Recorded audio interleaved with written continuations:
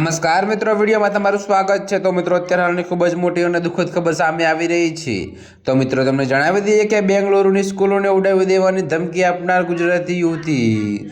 જી હા મિત્રો, અત્યારે હાલની આ ખૂબ જ મોટી અને દુઃખદ ખબર સામે આવી રહી છે। ત્યારે મિત્રો, તમને વધુમાં એ પણ જણાવી દઈએ કે બેંગલુરુમાં રેની જોશીડા નામની 30 વર્ષીય ગુજરાતી સોફ્ટવેર એન્જિનિયરની 7 શાળાઓને બોમ્બની ધમકી આપવા બદલ ધરપકડ કરવામાં આવી છે। જો કે મિત્રો, યુવતીએ પ્રેમ પ્રસ્તાવ નકારનાર યુવકને ફસાવવા આ કૃત્ય કર્યું હતું।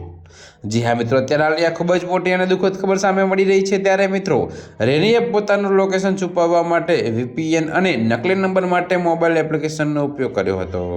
ત્યારે મિત્રો, તમને વધુમાં એ પણ જણાવીએ કે યુવતીની અગાઉ ચેન્નઈમાં પણ આવી જ બોમ્બ ધમકી બદલ ધરપકડ થઈ હતી।